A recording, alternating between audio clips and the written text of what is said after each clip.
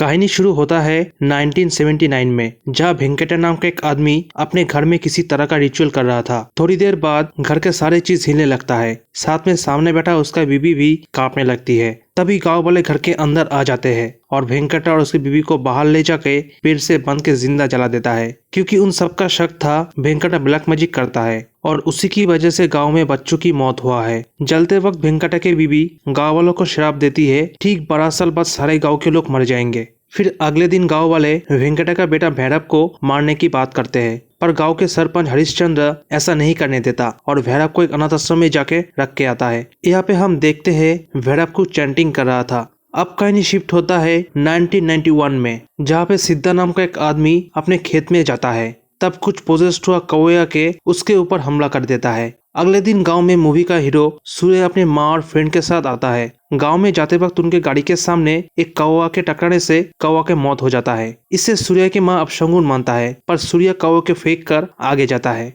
सूर्य का माँ इसी गांव में जन्म ली थी। वो 15 साल बाद इस गांव में अपनी बहन की बेटी पार्वती के घर आई थी। पार्वती अपने पति और बेटे के साथ एक छोटे से घर में रहती है। यहाँ पे हम जान पाते हैं पार्वती के कान में कुछ प्रॉब्लम है और इस तरफ गांव में मेला शुरू होने वाला था, जिसके लिए मंदिर का पुजारी एक राजग्रंथ में देखकर मेले के लिए चीजों के बारे में बता देता है। ये जो राजग्रंथ है ये मंदिर स्थापन के वक्त लिखा गया था, जिसमें सारे समस्या का समाधान लिखा है। उसी जगह गांव के कुछ लोग कहते हैं सिद्धा एक हफ्ते से गायब है। फिर रात को सूर्या अपने फ्रेंड के साथ था, तब एक लड़की मुर्गी चोरी करके भाग रही थी। सूर्या उसको पकड़ लेता है, पर सूर्या उससे कुछ बात करके उस लड़की को छोड़ देता है। अगले दिन सूर्या अपने माँ और फ्रेंड के साथ जाता है सरपंच के घर। असल में सरपंच सूर्या के माँ के जमीन के ऊपर एक स्कूल बनाना चाहता है। सूर्या के माँ भी खुशी खुशी वो जमीन दे देती है। उसी जगह सूर्या वही लड़की को देखता है जो रात को मुर्गी चोरी की थी, और ये लड़की सरपंच की बेटी है नंदिनी। उसके थोड़ी देर बाद हमें पता चलता है नंदिनी को एपिलेप्सी बीमारी है,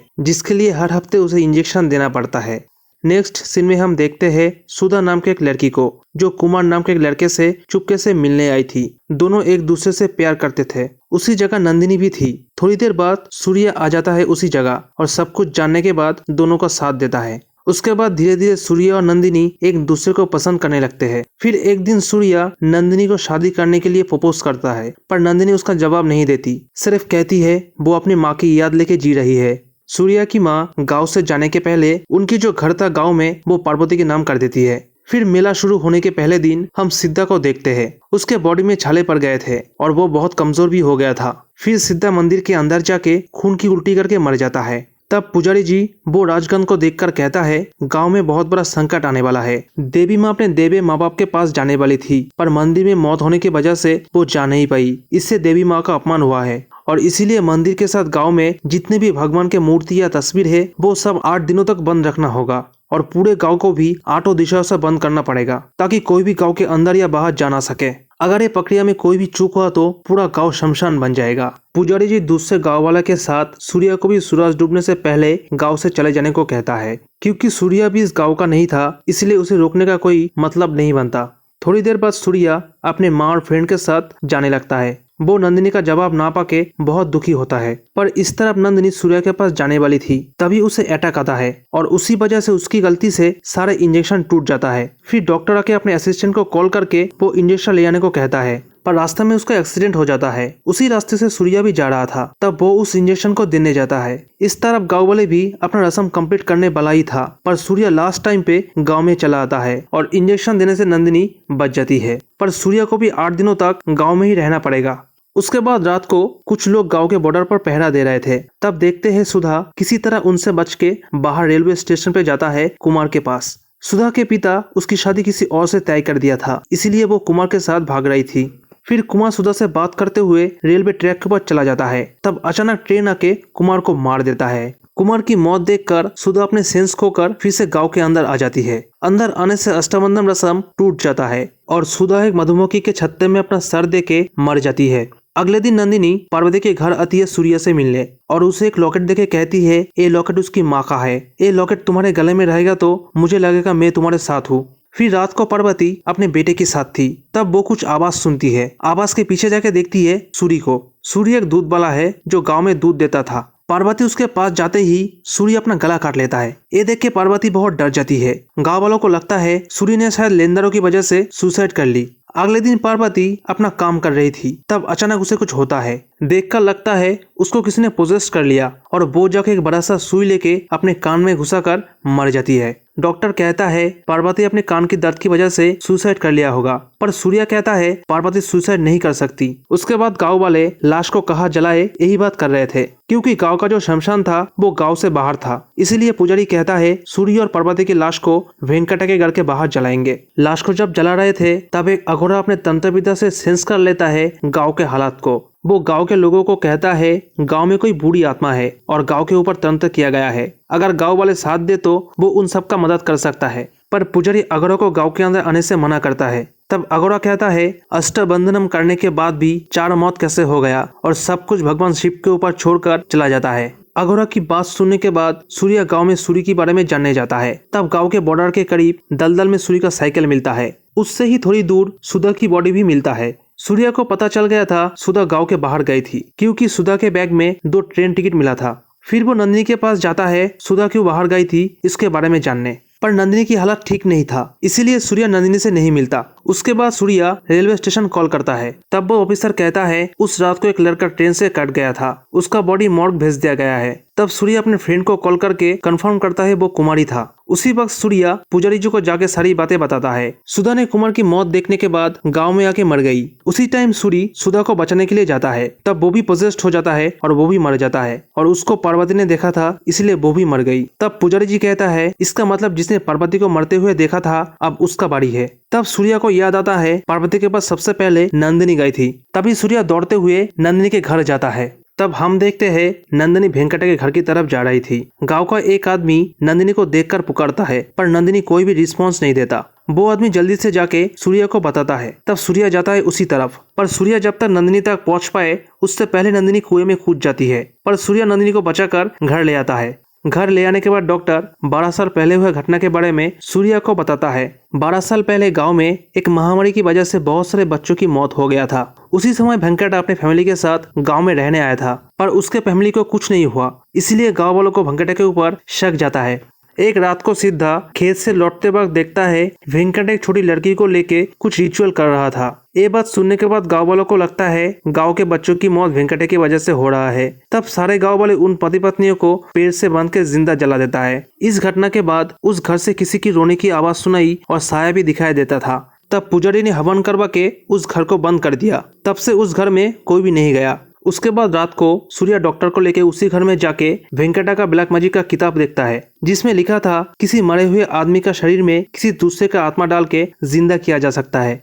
और इस तरह पुजारी वही ग्रंथ को पढ़ के कहता है एक बॉक्स में नंदिनी को रखकर उस बॉक्स के चारों तरफ सर्कल बना के जो भी जिंदा रहना चाहता है उससे अपना खून देना पड़ेगा। ग्रहण के वक्त बूढ़ी आत्मा कमजोर होता है, उसी वक्त नंदिनी को जलाना होगा, तभी बूढ़ी आत्मा को मारा जा सकता है। गांव वाले पुजारी की बात के अनुसार खुद को बचाने के लिए नंदिनी को जलाने के लिए तैयार हो जाते हैं। हालांकि सरपंच अपनी बेटी को बचाने के लिए बहुत कोशिश करता है, पर गांव वाले उनका कोई भी बात नहीं मानता। लेकिन तभी सूर्य आके गांव वालों को विश्वास दिलाता है वो इस सब का समाधान निकालेगा और इसके लिए उसे गांव के बाहर जाना होगा। पर दूसरे गांव के लोग सूर्य को बाहर आने से रोकता है, क्योंकि उनको लगता है सूर्य बाहर आए तो उनके गांव में भी ऐसा ही हालत हो सकता है। पर सूर्य किसी तरह सबसे बच के जाता है उसी अनाथ आश्रम में जहाँ भैरव था। तब वहाँ के जो पुराने लोग थे वो सूर्य को कहते हैं भैरव जब से यहाँ पे आया था तब से वो किसी से बात नहीं करता था, दूसरे बच्चे भी उसे डरते थे, वो हमेशा कुछ मंत्र बोलता रहता था।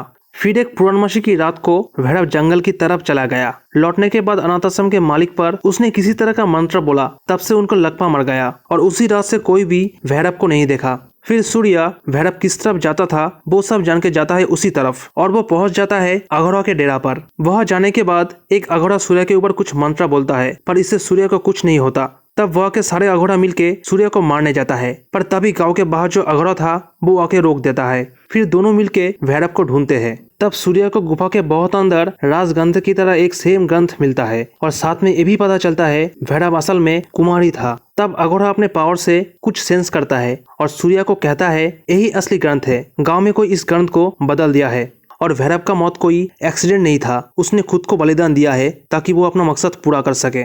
भैरव खुद को मार के सुधा के अंदर चला गया। उसके बाद एक के बाद एक सिलसिला हो रहा है और नंदिनी को जलाकर भी एक खत्म नहीं होगा। ये सब भैरव का ही चाल है। वो मंदिर और भगवान को बंद कर दिया और पूरे गांव को भी अष्टबंधन से घेर दिया ताकि भगवान गांव वालों का कोई मदद न कर पाए। इस तरफ गांव वाले नंदिनी को बॉक्स में बंद करके लेके जाता है जलाने के लिए और गांव के सारे लोग अपना खून भी देता है। सूर्या भी उस अघोड़ा के लेके गांव में आता है। रास्ते में अघोड़ा सूर्या से पूछता है, तुम आम इंसान होके उस अघोड़ा के मंत्र से कैसे बच गए? पर तभी गाड़ी का एक्सीडेंट हो जाता है और दूसरे गांव के लोग फिर से आता है सूर्या को मारने के लिए। पर सूर्या और अघोड़ा किसी तरह गांव के अंदर आ जाता है। आके सबसे पहले मंदिर को खोल देता है। फिर जाके देखता है सारे गाँव वाले पोजेस्ड हो चुके थे। अघोड़ा उस घेरे को छूकर कहता है, एक अग्निकुंड है, इसके अंदर जाने से जल के खाक हो जाओगे। मेरा शक्ति से भी ये बहुत ताकतवर है, इससे मैं जीत नहीं सकता। तुम जाके उसे ढूंढो जो यहाँ पर नहीं है, वो ही शायद इसे कैसे रोका जाए उसके बारे में बता सकता है। तब सूर्या देखता है गांव का सरपंच नहीं है वहाँ पर। सूर्या उसी वक्त जाता है सरपंच के घर। वह जाके घर में एक खुफिया बेसमेंट मिलता है जहाँ पे सूर्या को पता चलता है वेंकटे का एक लड़के के साथ एक लड़की भी थी और वो लड़की और कोई नहीं नंदिनी है। ऐसा ही कि जब पुजारी वेंकटे के घर को बंद कर रहा था तब सरपंच को नंदिनी मिली। वो किसी को भी ना बता के नंदिनी को अपने बेटी की तरह पाला। राजग्रंथ को नंदिनी ने बदला था और सिद्धा का मौत का कारण भी नंदिनी है। इसी तरह ग्रहण शुरू हो चुका था। नंदिनी वो बॉक्स तोड़कर बाहर निकल आई थी। अघोड़ा उसे रोकने की कोशिश करता है पर नंदिनी अघोड़ा को ही वश में करके उसे घायल कर देती है। उसके बाद नंदिनी तंत्र मंत्र से उसी पेड़ में आग लगाती है जिस पेड़ में उसके माँ बाप को जलाया था। फिर वो गाँव के लोगों को एक एक करके जलाने लगती है। ये सब जानने के बाद सूर्या उस जगह के नंदिनी को कहता है, तुम्हारे पिता के ब्लैक मैजिक की वजह से गाँव वालों ने उनको मारा था। तब नंदिनी सूर्या को अपने पिता का सच बताती है। उसकी माँ का शरीर पैरालाइज था। उसके पिता हर तरीके से कोशिश कर रहा था जिससे उसकी माँ को ठीक किया जाए, पर डॉक्टर जवाब दे चुके थे। तब वेंकटा अधवेद की मदद से सारे गाँव को वश में करके एक लॉकेट बनाता है। ये लॉकेट किसी भी काला जादू से बचने में मदद करता है। ये लॉकेट वेंकटा अपनी बीवी को देता है। फिर एक रात को वेंकटा एक अनाथ डेड बॉडी ले आके अपनी बीवी की आत्मा को उस डेड बॉडी के अंदर डाल के उसे जिंदा कर रहा था ताकि उसका बीवी फिर से चल फिर सके। पर गांव वाले कुछ ना सुन के वेंकटा और उसकी बीवी को ले जाके जला देता है। ये देखकर नंदिनी को अटैक आना शुरू हुआ, इसलिए वो घर के बाहर नहीं आ सकी और वो 8 दिनों तक भूखी उस घर में पड़ी रही। फिर सरपंच उसे अपने साथ ले गया। गाँव वाले जो उस हादसे के बाद उस घर में रोने की आवाज सुने थे वो किसी आत्मा का नहीं नंदिनी का ही था। नंदिनी उन गाँव वाले के बीच ही बड़ी होती रही पर गाँव वालों को कोई भी पछतावा नहीं था इस घटना को लेकर। फिर एक रात को वो अपने घर में जाती है। तब उसकी मुलाकात होता है अपने भाई से। तब दोनों गाँव वालों को मारने की प्लान करते हैं। उसके बाद भैरव सूर्या के ऊपर हमला करने जाता है पर सूर्या को कुछ नहीं होता क्योंकि उसके पास नंदिनी की माँ की लॉकेट था। इसी की वजह से उस अघोड़ा की मंत्र का कोई असर नहीं हुआ था। नंदिनी को रोकने के लिए सूर्या खुद को चाकू मार देता है। ये देख के नंदिनी सूर्या के पास आ जाती है। तब नंदिनी कहती है, मुझे रोकने के लिए पहले मेरी नफरत को रोकना होगा। सूर्या के पास कोई दूसरा रास्ता ना होने से वो नंदिनी को मार देता है। नंदिनी को मारने से सारे गाँव वाले बच जाते हैं। उसके बाद नंदिनी के दाह संस्कार करने के बाद सूर्या गाँव वालों को कहता है, वेंकटा के घर में जो आप लोगों ने शमशान बनाया था उसे ही स्कूल बनाइए, यही शायद इस पाप का प्रायश्चित होगा। फिर मूवी के एंड में हम देखते हैं सूर्या का आंखों का कलर चेंज हो गया था। इसका मतलब सूर्या को भी पोजेस कर लिया। अब पोजेस्ड नंदिनी ने किया या भैरव ने, इसी सस्पेंस के साथ मूवी खत्म हो जाता है।